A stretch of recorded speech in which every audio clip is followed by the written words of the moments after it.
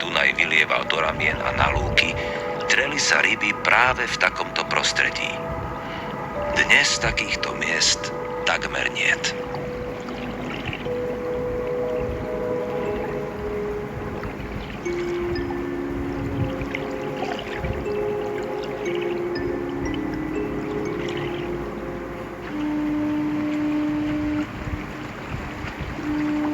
V 90. rokoch minulého storočia, keď som splavoval Dunaj, míňal som kanalizačné výpuste, ktorými smerovali petržalské splašky rovno do Dunaja.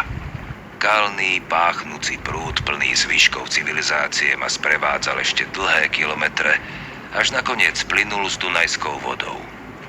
Postupne sa na Dunaji vybudovali čističky a aj vzťah veľkých fabrík je k nemu láskavejší.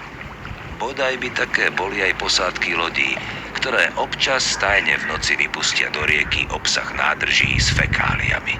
Prípadne vyhodia do rieky vrecia s odpadom. Práve vďaka nezodpovedným ľuďom hyzdí okolie rieky záplava smetí. Našťastie nie som sám, komu to prekáža. A mnohí mladí ľudia vedia dať svoju nespokojnosť s týmto stavom najavo výraznejšie ako ja. Vďaka Dunaju som spoznal Tomáša s Mariánom, ktorí sa nedávno rozhodli upozorniť na množstvo plastového obalu v rieke a jej okolí. Postavili kajak z prázdnych PET fliaš a rozhodli sa na ňom splaviť slovenský úsek Dunaja.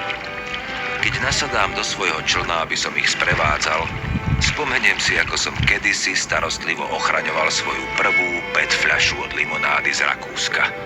Naplnená vždy čerstvou vodou z vodovodu bola dlho mojou vernou spoločníčkou na plavbách po Dunaji. Plavíme sa okolo Sihotského ostrova nad Bratislavou. Tu má Dunaj ešte charakter prírodnej rieky. Jeho výzor sa však rapídne zmení kúsok pod hlavným mestom, kde sa rozlieva do vodného diela Gabčíkovo. Pri Čunovskej zdrži sme kajak preniesli na zvyšky starého Dunaja. Áno, rieka tu stratila až 80% svojej pôvodnej sily. Nestratila však svoje niekdajšie čaro. Kľukatí sa uprostred lužných lesov, ktoré ju lemujú zo slovenskej aj maďarskej strany.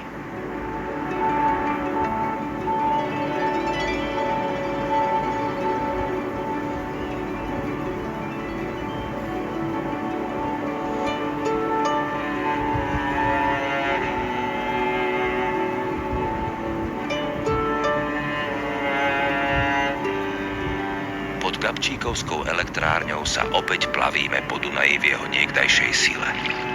Kým na slovenskej strane je väčšina brehov zregulovaná, na maďarskej strane nechali vládnuť prírodu. Prirodzene nás to zláka utáboriť sa práve tu.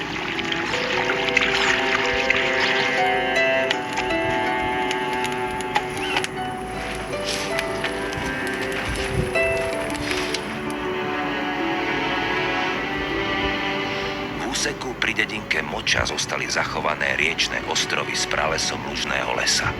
Na jednom z nich je kolónia volaviek. Je to fascinujúce mesto vtákov.